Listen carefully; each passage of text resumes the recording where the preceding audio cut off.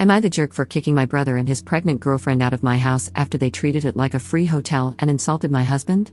Posted by u/throwwira890384. I, 28F, know this sounds terrible, but please bear with me. My brother, 24M, is the only son in our family, and I don't know about anywhere else, but in an Asian family, it's basically a given that he was treated better than my older sister and me growing up. Our father passed away right before my brother graduated high school, and our beloved mother decided it was a good idea to make my sister and me pay for his college tuition because my father had paid for ours until we graduated. For the record, I don't make tons of money. It's above average, but I'm not exactly swimming in cash. Plus, I work long hours. The economy sucks these days. Now, I'm married. I proposed to this beautiful man, 28M, I've known since middle school after he got into a terrible accident that caused him to lose almost all of his motor skills. He was in a coma for about 2 weeks, and I swore that if he woke up, I'd marry him. So I did. I'm a woman of my word, after all. He also lost his job because of the accident, but he still has income from his investments, and his parents gifted him one of their properties to rent out afterward. Yes, his parents are loaded, with a capital L. Even without financial trouble, I still watched him fall into a deep slump, struggling with depression because he'd been robbed of everything he knew, his job, his active outdoor hobbies, etc. He couldn't walk for almost a year, and to this day, he still can't stand or walk for too long, even with his cane. He was in a dark place until about a month before our wedding. Now, almost a year into our marriage, I can see the light starting to come back to his eyes after he got really into cooking and baking, to the point where we revamped our entire kitchen to fit a bigger oven and store all his baking equipment. He's actively researching how to get a permit to start a bakery, and I love seeing it, even after 3 weeks of eating sourdough bread for breakfast, lunch, and dinner. Back to my brother. He and his girlfriend got pregnant by accident. He's currently job hunting, having graduated 2 years ago. He started a business right after college, but yeah, you probably know how that goes. It failed, after he spent almost all the money our father left to us, his 3 children, as an inheritance. That caused a rift between him and my oldest sister. I don't blame my sister for being furious because he also spent her share of the inheritance after paying his tuition. And if you know anything about Asian families, you know the oldest daughter has it the hardest. He's also not really on great terms with our mother because of the unplanned pregnancy. She's not exactly against his girlfriend, but she's not thrilled either. However, he's still the golden child, and that's why she asked me, her newlywed daughter, to let my brother and his girlfriend stay in our house until he finds a job. Since I live in a big city, she assumed it'd be easier for him to get hired here. I asked my husband if I could rent one of the rooms he owns to accommodate them. My husband, being the absolute angel he is, said that since what he owned wasn't exactly suitable for long-term living with a baby, he'd see if he could remodel one. They could move in once it was ready and only start paying rent once my brother got a job. In the meantime, they could stay in our upstairs guest room. I've read stories about situations like this being recipes for disaster, and damn, I should have listened. They moved in sometime before Christmas. Both of them did the bare minimum around the house. They washed their own dishes, but only the small ones like plates, glasses, and bowls, leaving the pots and pans for us to clean. They did their own laundry, but that's it. They'd raid our pantry and fridge without ever restocking anything. Some days, I didn't even get a taste of my husband's baked goods. They'd eat the ones he specifically set aside for me. I had to wash dishes that I knew my husband didn't use, even after pulling 2 consecutive shifts at the hospital. I'm a freaking resident. They never vacuumed the second floor where they stayed, never helped take out the trash even though they filled it to the brim. I usually helped my husband with it whenever I had time, but I had seen him taking out the trash multiple times when I had just gotten home. I don't expect them to clean the whole house, but come on, watching my husband limp around with his cane, washing dishes and taking out the trash while they did nothing? That's just rude, especially when they're living rent-free. Of course, I confronted them with a very watered-down and gentle version of bro, you won't get a job if you can't even help take out the trash, and sis, you're pregnant, but you can at least wash the dishes you use. Both of you have 2 hands, you can wash the cooking utensils you use to make food. Teamwork makes the dream work. They got slightly better after that. Now they wash all their dishes, but don't bother putting them back in the drawers. But hey, progress. Now, here's the breaking point. During Chinese New Year, my mother and oldest sister came to visit. My husband went all out with his cooking. I cleaned the entire house and prepared the other guest room for my family. That's when I realized the second floor hadn't been vacuumed in ages. My brother and his girlfriend didn't come out of their room until my family arrived. We exchanged greetings, gave my mother her New Year's bow, and sat down for dinner. That's when all hell broke loose. My brother, with confidence straight out of his colon, actually said it was time for my husband to get a real job again because he can walk now. He added that he's younger but working hard to find a job. Then he actually said, "No offense," before commenting that cooking is a weird hobby for a big guy, 6 feet 3 inches, like my husband, and that he doesn't really have the talent for it. His girlfriend followed after him, saying she feels like my husband is more feminine than she is because he takes care of the house and cooks better than she does. Of course, the bar is somewhere below Satan's throne if she's the standard. She even said that she and my brother keep asking my husband why he's still at home when it's been years since his accident, and that I'll leave him soon if he keeps being cooped up in the house. She then whined about how my husband always just smiled at them and never responded. I think even my brother realized she'd messed up because he quickly backpedaled, saying it was only once or twice. I just stood up, took both their plates, and told them to pack up and leave. I couldn't even look at my husband. I was so pissed and ashamed of them. It took every ounce of self-control not to curse them out right then and there. They said I was being too sensitive over harmless comments. My mother tried to defuse the situation, saying my brother and his girlfriend meant well, that their comments didn't come from a bad place, and even pointed out that my husband didn't seem offended, so she asked, "Why ruin a good day?" which I ignored. I even handed them my car keys because I just wanted them gone. They left with my oldest sister after giving my husband a half-hearted apology. She told me they stayed at a motel before returning to my mother's house. The next day, my older sister came by to pick up my brother's stuff. She laughed a lot about the whole ordeal, and she's the only one who thinks I did the right thing. My husband said he was glad I defended him, but he never took their comments to heart because he knows I love what he's doing, so he suggested I might have been a little harsh. My mother later told me their words weren't a good enough reason to kick out my struggling brother and pregnant girlfriend. She really emphasized the pregnant part. She said I could have just scolded him like I did over the dishes. Yep, he tattled about that too. I still don't think I'm the jerk, nor do I think I overreacted. I'm still pissed off, to be honest, but now I'm second-guessing myself because even my husband was so chill about it. Relevant comments. Commenter. Your mom can take them in since she has such strong opinions on it. Protect your space and protect your immediate family, which is your husband, not your brother and his girlfriend, who probably got knocked up on purpose. Having toxic people around will make your husband regress in his progress. Imagine what they say to him when you're not around. Ops response. That's my biggest worry as well. I actually kind of interrogated my husband about this, like, did they say something while I wasn't present, and why wouldn't he tell me if they talked trash behind my back? He said he was too lazy to speak due to speech difficulties. However, he did tell him off once, kind of. He said he was laughing when he said it, but what he said was pretty funnily scathing, and he guessed that was why my brother brought it up during family dinner. Commenter 2. Your brother stole the inheritance. He's a thief. He's a lazy prick who got his girlfriend pregnant, doesn't work, and is disrespectful of your home and husband while staying for free and being a horrible guest. You were too kind and let it go for far too long. You weren't too harsh. Actions and words have consequences. Never lift a finger for your brother ever again. He's entitled, especially because of your mother, but you've all been enablers. Ops response. Now that I think about it, you're right. I also contributed to enabling him to some degree. Lesson learned, never again. Commenter 3. If your father's will clearly stated which portion goes to whom, could you and your sister sue him for theft? Ops response. No specific amount, but we agreed to split it equally. My sister could have tried that but didn't, and I couldn't because I had used my inheritance to pay his tuition.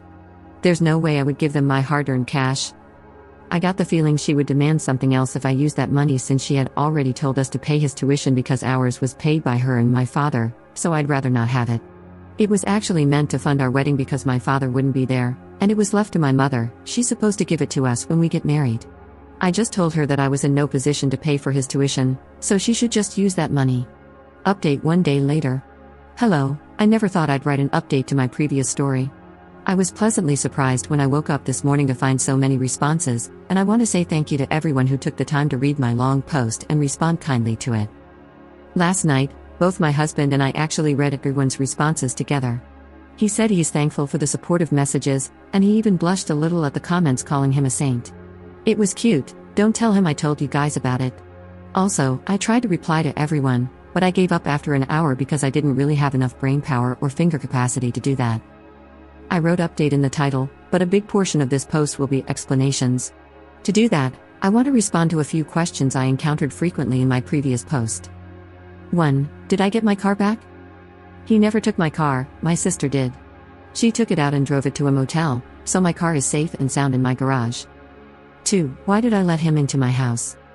Honestly, I'm not really close to my family by Asian family standards. You can guess why.